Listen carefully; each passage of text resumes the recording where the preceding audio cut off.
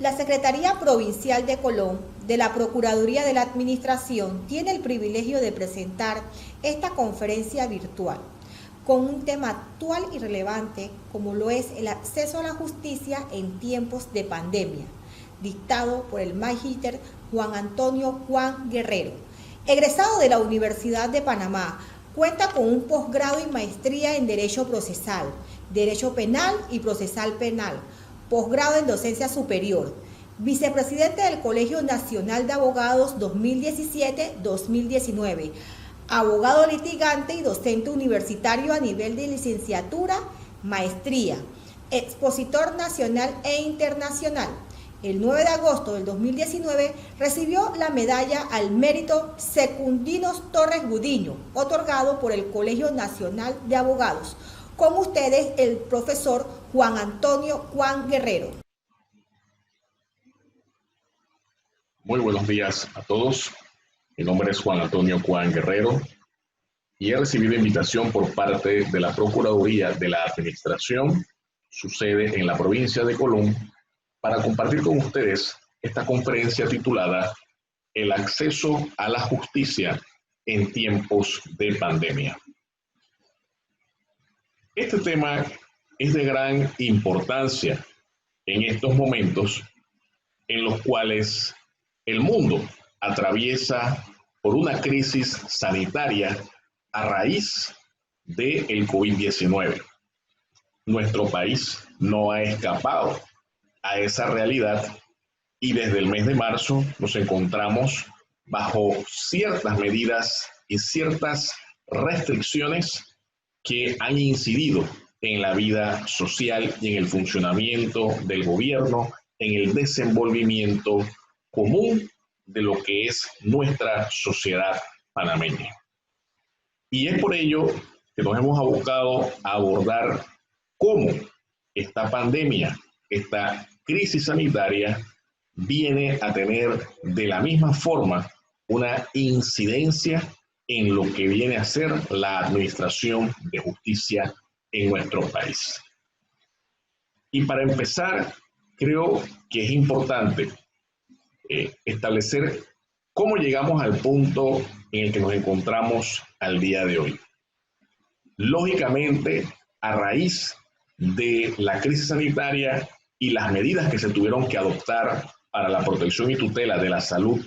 de la población panameña, muchas de estas medidas fueron creciendo en cuanto a restricciones y ello se vio reflejado a posteriori en lo que sería el cierre de despachos públicos, el cierre de las escuelas, el cierre de los comercios e inclusive con el cierre de los despachos judiciales en su mayoría. En este sentido, lo que podemos nosotros observar es que al darse estas medidas restrictivas y provocar el cierre de oficinas y despachos, a propósito de la administración de justicia, lo que encontramos es que se ve limitado la posibilidad de acceder a los servicios judiciales, de tal manera que solo se mantuvieron vigentes la posibilidad de la presentación de acciones que tienen que ver con acciones de tutela, acciones de garantía, atender aquellos temas propios del derecho penal sobre casos que en su momento requieren atención porque se trata de casos con aprehendidos. Y estas limitaciones, pues lógicamente, paralizan los procesos. Al paralizarse los procesos por no poder movilizarnos todos de una manera libre, como comúnmente lo hacemos, esto conllevó adicionalmente la suspensión de los términos judiciales. Estos términos judiciales que se han venido suspendiendo de manera ampliada, pues a las fechas iniciales en que se estableció en el primer acuerdo que dictó el Pleno de la Corte Suprema de Justicia, pues ante la situación sanitaria que aún no mejoraba, pues han venido extendiéndose y prorrogándose esa suspensión de términos, la cual la última prórroga que se ha dado se extiende hasta el día 21 de junio del presente mes. Y esta paralización de los procesos, pues lógicamente viene a acarrear una serie de dificultades, no solamente para la misma administración de justicia, que se atrasa en cuanto a las diligencias que podía tener previamente programadas, sino que al mismo tiempo se ve reflejado en la afectación hacia la abogacía nacional, en el sentido de que la gestión de los servicios legales a nivel de procesos, tanto judiciales e inclusive los administrativos, pues se ha venido a ver paralizada con esta suspensión de términos y con los cierres pues de despachos a nivel judicial y a nivel inclusive administrativo. Asimismo, causa de reflejo una afectación hacia los particulares, que son los que tienen las problemáticas que someten a la jurisdicción y que ante estos cierres, ante estas suspensiones de términos, pues ven más atrasados la posibilidad de que sus procesos se vean solucionados a corto o a mediano plazo. En ese sentido, pues es importante que definamos que la administración de justicia se enfrenta a un reto. Se enfrenta a un reto porque no podemos nosotros olvidarnos que como Estado, a través de nuestra Constitución Nacional, se han establecido parámetros bajo los cuales los ciudadanos están protegidos por su Constitución y se busca que los mismos se les garantice un acceso a la justicia. Y esto lo podemos observar inclusive desde el preámbulo de nuestra Constitución Nacional, que hace ese llamado a recibir esa tutela y protección y exaltar la dignidad humana de los ciudadanos. Dentro de todo esto, pues la tutela de esos derechos, la tutela y protección de esa dignidad humana, pues claro que se ve reflejada de la misma manera en que la administración de justicia esté en pleno funcionamiento, ante cualquier menoscabo, ante cualquier puesta en peligro. Esto como una manifestación de la tutela judicial efectiva que permite a los ciudadanos que consideren que tienen asuntos que someter a la administración de justicia, presenten sus demandas, presenten sus acciones y busquen la intervención del Estado a través de este órgano que busca la solución de los conflictos a través de la vía judicial para buscar efectivamente dar respuesta a la problemática de los ciudadanos. La administración de justicia está definida al mismo tiempo en nuestra Constitución Nacional como una administración de justicia ininterrumpida. Lógicamente, nos encontramos en este momento en una situación que para nosotros no tiene precedentes y ha conllevado que se tomen decisiones en principio para salvaguardar a la sociedad, para salvaguardar a los funcionarios, para salvaguardar a los usuarios, pero esas medidas tienen que ser pues a corto plazo porque sabemos que la crisis sanitaria no se va a resolver prontamente, que los efectos de la misma se pueden prolongar por meses y los despachos judiciales no pueden estar cerrados o no pueden seguir trabajando a un ritmo que no permita la atención oportuna de las reclamaciones de los ciudadanos. Ante esta perspectiva, pues es un hecho que encontramos en este momento derechos fundamentales que se están viendo afectados. Y no solamente a nivel de lo que sería el acceso a la justicia, lo que sería la tutela judicial efectiva, porque ante una crisis de salubridad como la que nos encontramos, pues es que también el Estado, en la misma Constitución Nacional, está obligado a proteger la vida y honra de sus ciudadanos. Eso se ve extendido hacia la protección y la tutela de su salud y a la obligación que tiene el Estado de proteger esa salud de sus ciudadanos. Lo que no podemos nosotros caer, o en lo que no podemos nosotros caer, es en pensar que uno es más importante que el otro o que ante una situación como la que nos encontramos, la salud y la administración de justicia y ese derecho a una tutela judicial efectiva se ven enfrentados y que ello nos obligaría a decidir entre uno u otro. Es nuestra opinión que definitivamente en primer momento hay que tomar decisiones de efectos inmediatos. Sin embargo, el Estado de Derecho como tal, es decir, esa organización jurídicamente contenida en nuestra Constitución y el sometimiento del poder público a ese Estado de Derecho no implica que ante una crisis sanitaria este Estado de Derecho debe verse menoscabado o debe ceder ante la protección de la salud. Lo que tenemos nosotros que encontrar es un equilibrio que permita que bajo el amparo del Estado de Derecho se sigan respetando esos derechos y garantías fundamentales y que en este caso se pondere aún más la tutela y la protección de la salud de la población sin que ello se vea enfrentado o sin que ello se vea reflejado en una restricción innecesaria, en un menoscabo o en una afectación desproporcionada del resto de los derechos fundamentales que tenemos todos nosotros como ciudadanos. ¿A qué nos está llevando este planteamiento? Este planteamiento nos lleva a que toda decisión de naturaleza gubernamental, toda decisión de los diferentes órganos del Estado,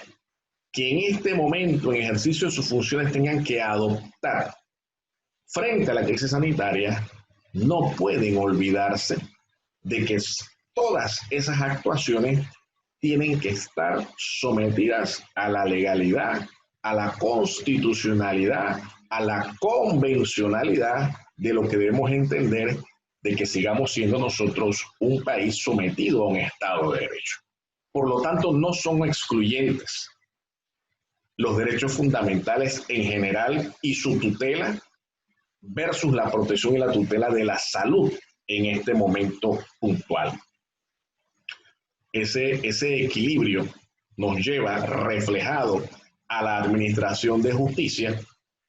a la necesidad de encontrar vías a través de las cuales siga en funcionamiento esa administración de justicia, aún en tiempos de pandemia, aún con la crisis sanitaria que tenemos, y resguardando durante su funcionamiento no solamente ese acceso a la justicia, esa tutela judicial efectiva, esa justicia ininterrumpida, sino que al mismo tiempo debe hacerlo tomando las medidas necesarias para garantizar la salud de los funcionarios judiciales, los funcionarios del Ministerio Público, los funcionarios que son auxiliares de la Administración de Justicia, como lo son los peritos, los agentes del orden público, también el efecto de tutela y protección hacia los abogados como auxiliares y miembros de lo que sería este conglomerado de administración de justicia en ese papel tan importante que juegan, y de la misma forma a todos los usuarios que deben acudir a los despachos judiciales. Ese equilibrio es necesario porque ante la realidad de que el tema sanitario no va a encontrar una solución inmediata, pues definitivamente tenemos que establecer parámetros y protocolos para funcionar aún bajo la existencia de esta crisis sanitaria. Esto nos lleva a verificar de alguna manera estos planteamientos que se han generado a nivel de la opinión pública y del conglomerado jurídico nacional cuando se ha entrado a estudiar cuál ha sido la reacción del gobierno desde el punto de vista jurídico para enfrentar esta pandemia o esta crisis sanitaria. Y ha existido mucho debate respecto al estado de emergencia que dicta el gobierno nacional versus el estado de urgencia que está constitucionalmente reconocido. Y ha generado debate y se encuentran pendientes de decisión a nivel del Pleno de la Corte Suprema de Justicia, algunos por vía de amparo, algunos por vía de acción de inconstitucionalidad, precisamente esa declaratoria del estado de emergencia. ¿Y por qué se genera ese debate? Ese debate se genera porque de la lectura de la resolución de gabinete a través de la cual se dicta este estado de emergencia, vemos claramente que el fundamento jurídico utilizado es el artículo 79 de la Ley 22 de Contratación Pública y que el contenido de esa norma plantea que cuando el Consejo de Gabinete dictamine un estado de emergencia, ello permite que a nivel de la contratación pública se puedan aplicar mecanismos que permitan la atención de esa urgencia mediante vías especiales de contratación. Y eso es perfectamente entendible porque precisamente la Ley 22 es una ley cuyo ámbito de aplicación está enfocado a la contratación pública.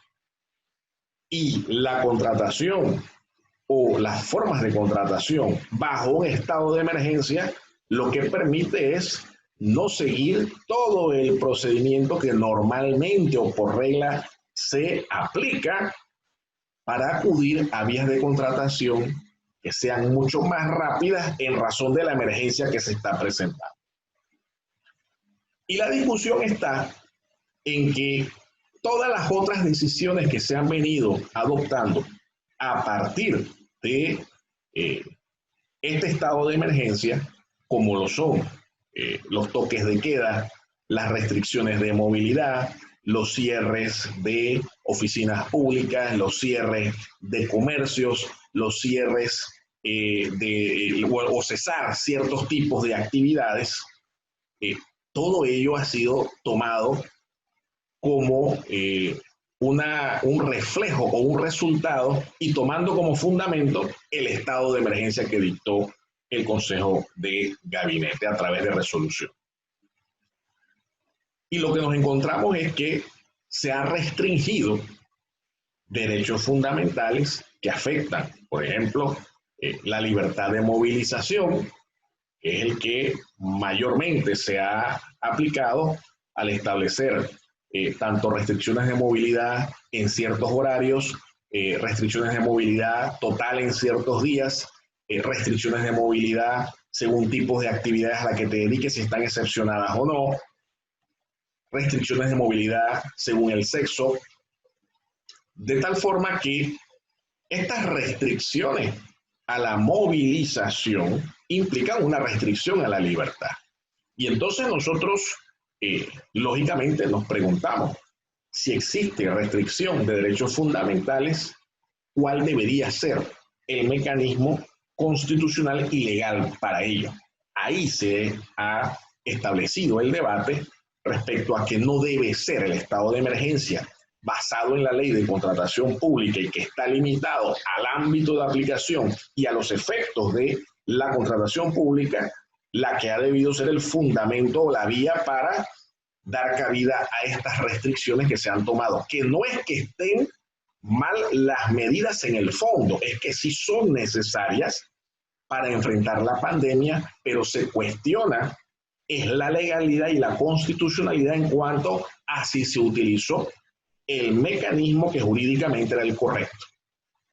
Pues los que defienden la otra postura indican que ante cualquier tipo de restricción de derechos fundamentales, lo que ha debido adoptarse es un estado de urgencia tal y como lo reconoce el artículo 55 de nuestra Constitución Nacional y que tiene un mecanismo claramente definido que inclusive mandata la intervención de la Asamblea Nacional cuando se extiende más allá del tiempo que en la norma se establece. Y es aquí entonces donde nosotros nos encontramos en la situación donde la Administración de Justicia viene a cumplir un rol fundamental. Y ese rol fundamental es que si en este momento se encuentran pendientes de decisión, acciones de amparo y acciones de inconstitucionalidad en contra de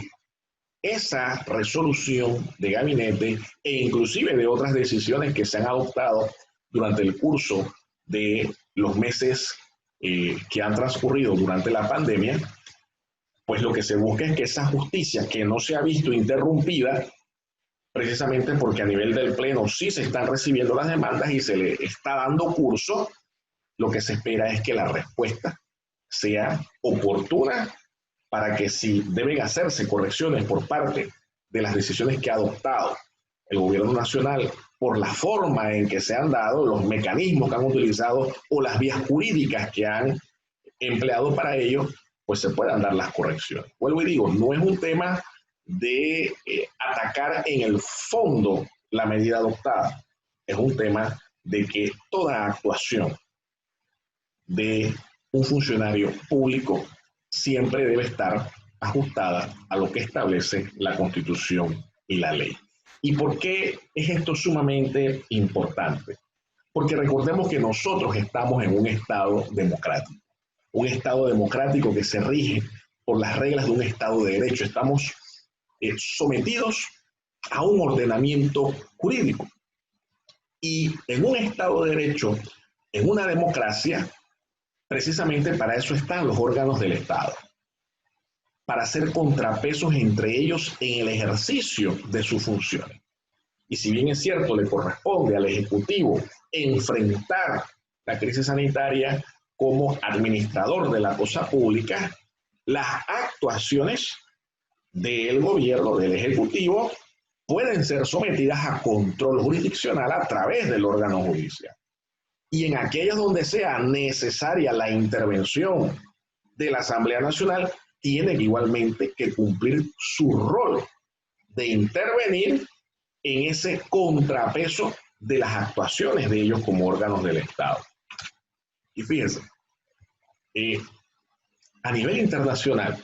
siendo que esta es una crisis mundial, ello ha obligado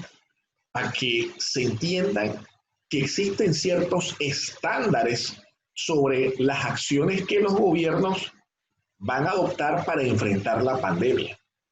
Esto en virtud de los convenios internacionales a los cuales muchos países están suscritos, incluyendo Panamá, por ejemplo, la Declaración Universal de los Derechos Humanos y la Convención Americana de Derechos Humanos, solamente por mencionar dos que sus organismos o personas vinculadas a los mismos en razón de sus funciones han hecho pronunciamientos interesantes a propósito de la crisis sanitaria y que ha acarreado la necesidad de que los gobiernos adopten decisiones para enfrentarlas y que muchas de estas decisiones pueden estar incidiendo en afectar temporalmente derechos fundamentales. Y fíjense, uno de los parámetros que hemos encontrado es que necesariamente toda actuación que dicte el gobierno tiene que estar ajustado a su ordenamiento jurídico. Debe estar en el marco de ese Estado de Derecho, es decir, debe estar sometido a su normativa constitucional y a su normativa legal, respetando además los convenios internacionales a los que esté suscrito y que básicamente tutelan ese respeto de derechos fundamentales y que su afectación no debe ir más allá de lo que sea estrictamente necesario y proporcional y temporal para enfrentar una crisis como en la que nosotros nos encontramos. De la misma manera, es importante que si se van a dar afectaciones, esas afectaciones tengan un tiempo definido. Es decir, esto no puede servir como una excusa para extender innecesariamente restricciones a los derechos fundamentales. Y un aspecto sumamente importante que destaca estos estándares internacionales es la necesidad de que existan y se mantengan vigentes en nuestros países latinoamericanos esa posibilidad de acceso a la justicia,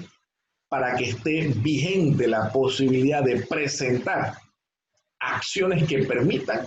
el control jurisdiccional de los actos de los órganos ejecutivos de los diferentes países. Y es lo que veníamos nosotros planteando hace un momento. Es decir, en ese contrapeso democrático de los diferentes poderes del Estado, es necesario que cada uno cumpla su rol. Y si bien es cierto, el Ejecutivo va a enfrentar a través de sus ministerios de salud, de salubridad, de sus entidades encargadas de la seguridad social y que tengan programas de salud, tiene que enfrentar a través del gobierno esa crisis sanitaria y todas aquellas derivaciones de la misma, que son las afectaciones económicas y sociales propias de los cierres y las inmovilizaciones de las personas dentro de la sociedad, pues necesita que también exista un contrapeso. Una decisión del Ejecutivo que se sienta y se piense por un sector, por una persona que afecta sus derechos y que está al margen y que es excesiva a lo que establece la Constitución, la ley, etcétera, pues necesariamente tiene el derecho de presentar las acciones respectivas. Si no existe la posibilidad de presentar esas acciones y que al mismo tiempo esas acciones se vean resueltas oportunamente, pues entonces es una situación que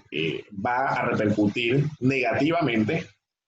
en el desarrollo social en este momento y que va a repercutir negativamente en la tutela efectiva de los derechos de los ciudadanos.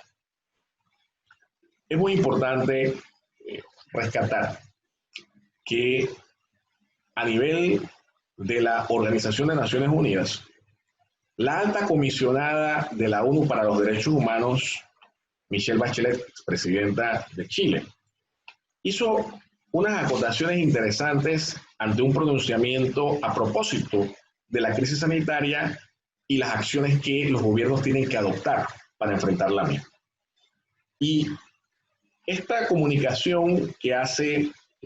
Michelle Bachelet, de fecha 27 de abril del año 2020, indica algunas cosas importantes que quiero compartir. Indica la misma que la crisis en la que nos encontramos requiere de poderes excepcionales, pero que esos poderes excepcionales no pueden ir al margen del Estado de Derecho,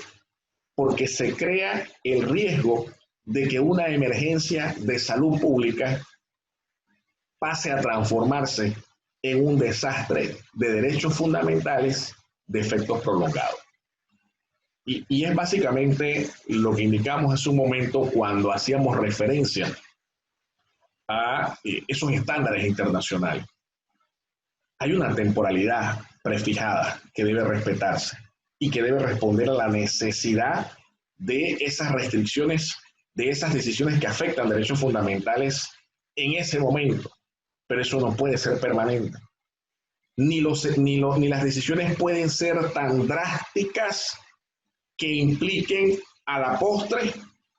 que la recuperación en la tutela de esos derechos va a ser difícilmente recuperable a corto plazo. Es por eso que esto implica un reto a la Administración de Justicia. Hoy entendemos los cierres, hoy entendemos la suspensión de términos, sin embargo tenemos que encontrar vías a través de las cuales los despachos puedan funcionar, sigan siendo eficientes en sus funciones, pero al mismo tiempo sigan protegiendo la salud de sus funcionarios y de los usuarios. En este sentido, también la Organización de Naciones Unidas indica que los estados deben incidir en sus funcionarios para que las decisiones que vayan a adoptar siempre deben no solamente dictarse, sino también aplicarse bajo criterios y principios específicos de legalidad, necesidad, proporcionalidad y precaución. De tal forma que vemos que no solamente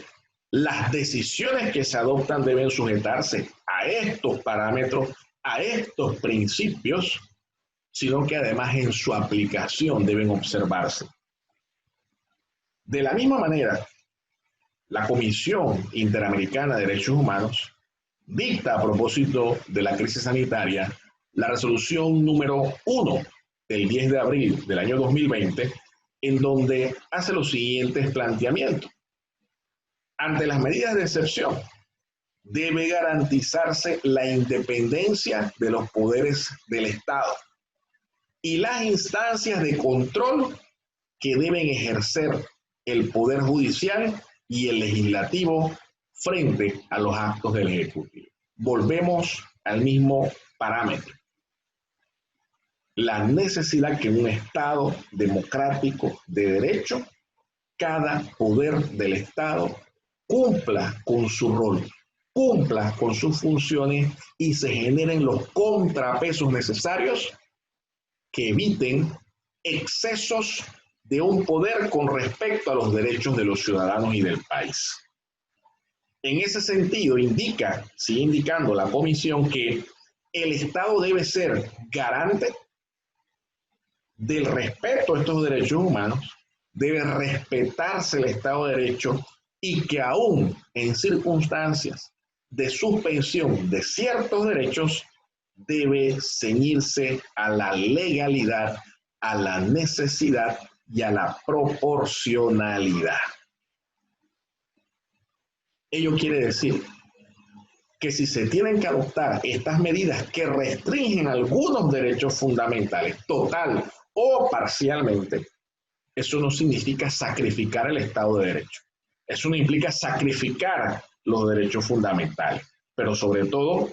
que al dictarse y al ejecutarse siempre tienen que estar revestidos de legalidad. Estas declaraciones de estados de excepción o de estados de emergencia, pues en su mayoría, si nosotros hacemos una revisión de las constituciones de nuestros países hermanos, están recogidas a nivel constitucional. Y es ahí donde venía el debate que planteamos hace un momento entre el estado de emergencia y el estado de urgencia. Aquí no se ha utilizado el mecanismo constitucional, se ha utilizado un mecanismo legal que se cuestiona porque su ámbito de aplicación debe limitarse a los efectos dentro de la contratación pública y no a los efectos generales que sí tendría el Estado que contempla nuestra Constitución Nacional. En este sentido,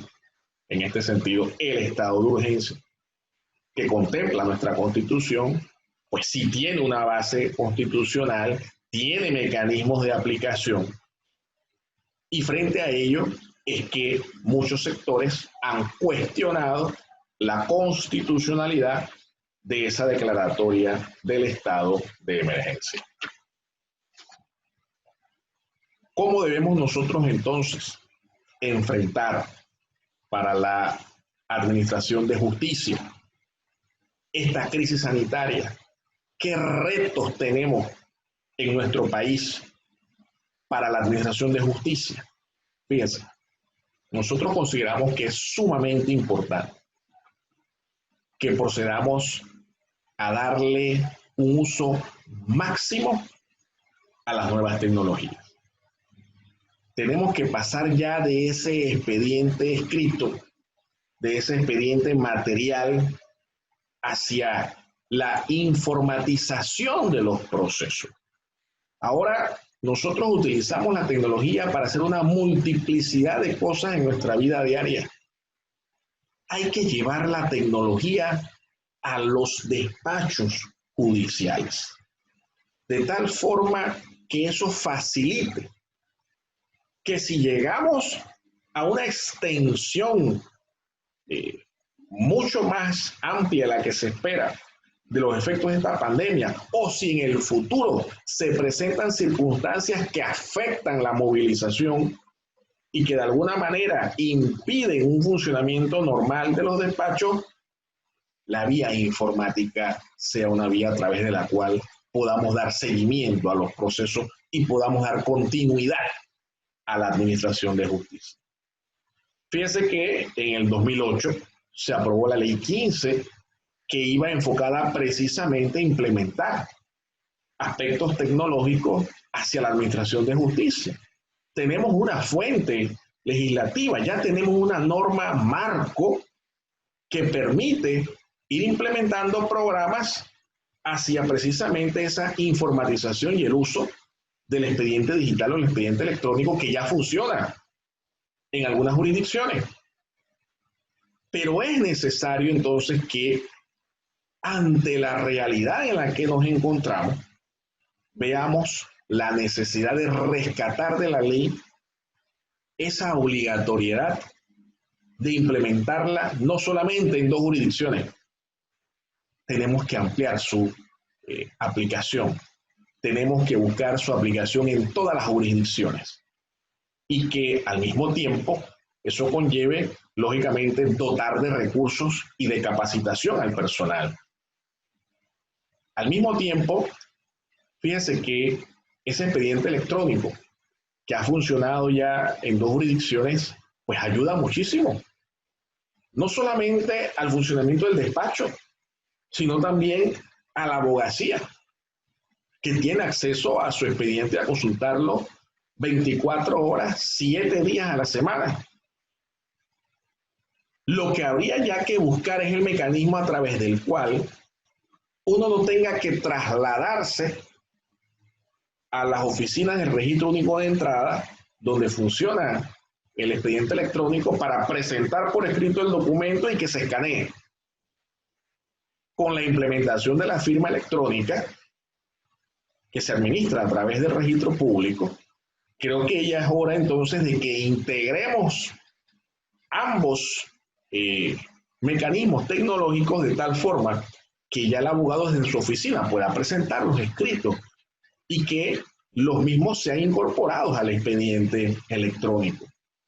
Lo que ocurre hoy nos lleva a poner atención a ello y a dar un paso más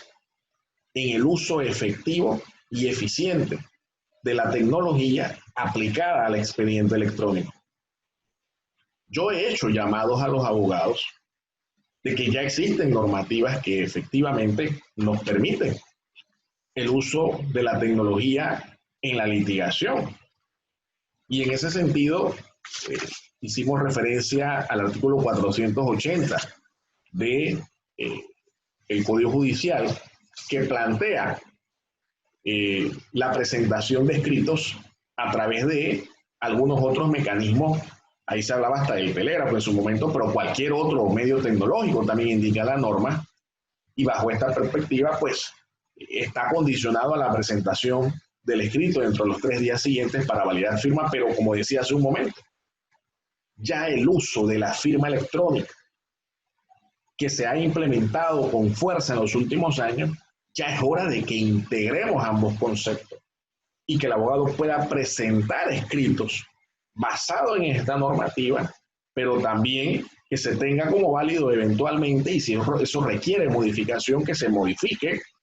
para que tenga plena validez a través de la firma electrónica. Asimismo, el artículo 131 del Código de Procedimiento Penal, pues también hace referencia a la presentación de escritos a través de la Ley 15 del 2018 y los mecanismos que ahí plantea. En este mismo sentido, hay que maximizar el uso de estas herramientas que nos permite la norma para litigar prácticamente de manera virtual. Y de la misma forma, quiero destacar las aplicaciones y consultas en línea que tiene el órgano judicial y que en estos tiempos han sido de gran utilidad para darle seguimiento a los trámites, puesto que los despachos están abiertos, están suspendidos los términos, pero te permite tener acceso todavía a información sin necesidad de acudir a los despachos. Y en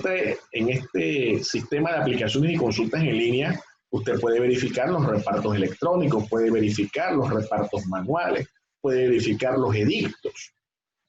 Y lo que hay que hacer es ampliar la cobertura y dar la seguridad, precisamente de entender que la tecnología viene a ser una herramienta fundamental en el desarrollo de los procesos judiciales. Hemos dado un paso también hacia las audiencias virtuales. Hemos utilizado esta herramienta para realizar audiencias en el sistema penal acusatorio. Y ante la falta de suficientes salas de audiencia, ante la ausencia de suficiente estructura, independientemente de la pandemia, creo que es importante rescatar esa posibilidad para poder hacer audiencias cuando no existan suficientes espacios y que permita afrontar todo el cúmulo de audiencias que en este momento están quedando rezagadas a propósito de la suspensión de términos y del cierre de ciertos despachos judiciales. Esto nos lleva a que necesitamos una transformación digital de la justicia, con medidas a corto, mediano y largo plazo. A corto plazo hay que implementar mecanismos virtuales al alcance para no detener los procesos. Hay que informatizar la justicia. Y creo que ya se han dado pasos importantes. Hace falta seguramente recursos, capacitación y voluntad, de alguna manera, para llevarlo a otras jurisdicciones. A mediano plazo, seguir desarrollando aplicaciones tecnológicas e implementarlas en todas las jurisdicciones. En la jurisdicción de comercio ha funcionado muy bien. A nivel del sistema penal acusatorio también. Si ya tenemos alguna experiencia en esto, creo que sería importante utilizar estos mismos parámetros, estas mismas bases, para llevarlas a otras jurisdicciones. Y a largo plazo, pues lograr tener una justicia digitalizada que permita que la misma siempre siga siendo rápida, eficiente, accesible, permanente y sobre todo ininterrumpida. Una visión y una misión orientada hacia nuevas tecnologías en la administración de justicia.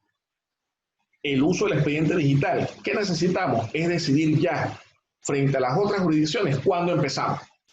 La aplicación ya existe. Hay que extenderla a las otras jurisdicciones. Decirnos, a partir del 1 de enero del año 2021, todas las jurisdicciones van a pasar a expedientes de naturaleza digital. Creo que esto es una decisión que se tiene que ir vislumbrando. Y si no lo podemos hacer con todas de golpe, hacerlo de manera progresiva, pero ya dar un paso hacia adelante.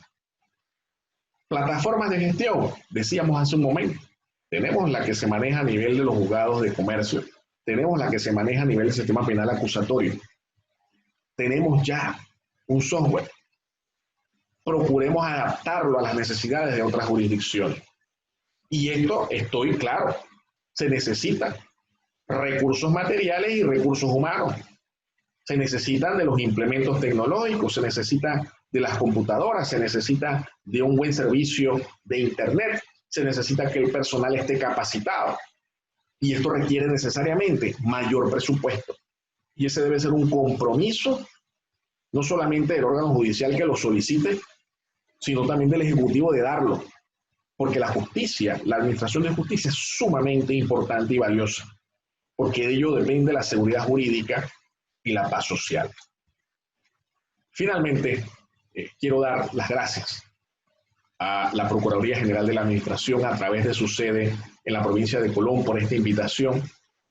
y espero que las ideas que hemos compartido con ustedes en el día de hoy sean de utilidad.